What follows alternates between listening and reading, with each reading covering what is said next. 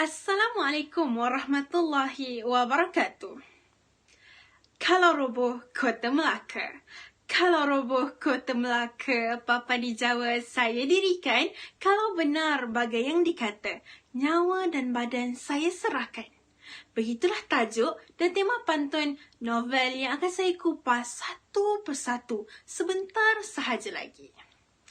Nama diberi ialah Siti Aisyah binti Rosli, menuntut ilmu di Sekolah Menengah Arab Jaim Asyakirin Selandar yang bernombor kod MFT 1002.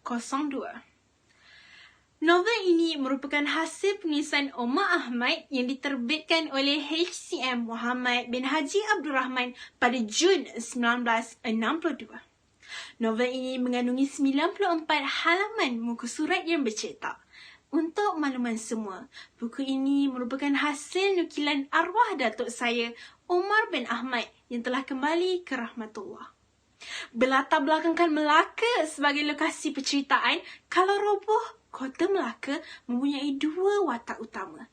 Yang pertama ialah Nasir, seorang pemuda berbangsa Melayu beragama Islam berumur 20 tahun, mempunyai jiwa ketimuran yang sangat tinggi yang telah dipupuk oleh ibunya sejak dari kecil lagi.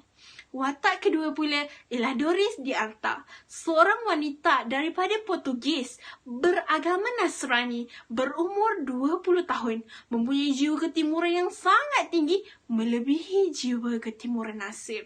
Selain itu, terdapat juga watak-watak lain seperti contoh Tuan Arta, bapa kepada Doris, seorang bapa yang penyayang dan seorang lelaki berjiwa harmoni. Selain itu ialah Tuan George, seorang lelaki Eropah berumur 31 tahun, bekerja di tentera laut di Raja Melaya, pernah berkahwin namun sudah kematian isterinya, sangat tertarik kepada Doris de Arta. Cerita ini mengisahkan cerita cinta Laila Majnun namun diupdatasikan secara moden. Cerita ini mengisahkan terjalinnya kisah cinta dua makhluk, dua agama, Timur dan Barat, yang seorang beragama Islam, yang seorang beragama Nasrani. Namun, bak kata pepatah, ikan di laut, asam di darat. Suatu masa masuklah juga ke dalam kuali. Begitulah gambaran cerita cinta antara Nasir dan Doris yang dapat saya gambarkan kepada anda semua. Sehingga kan mereka berdua pernah berjanji, andai roboh Kota Melaka, maka barulah termeterai janji cinta mereka.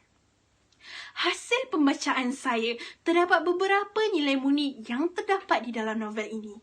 Yang pertama ialah menghormati orang tua seperti yang dilakukan oleh Doris yang mengikut kata ayahnya untuk pergi ke Pulau Pinang atas tuntutan pekerjaan. Sedangkan beliau telah berjanji dengan Nasir untuk tidak pernah meninggalkannya. Selain itu ialah tidak mementingkan diri. Itulah yang dilakukan oleh Tuan George, yang pada asalnya ingin memaksa Doris berkahwin dengannya dengan cara kotor. Namun, setelah difikirkan untuk melayari bahtera perkahwinan, akhirnya beliau memutuskan untuk tidak melakukan perkara terkutuk dan tidak mementingkan diri.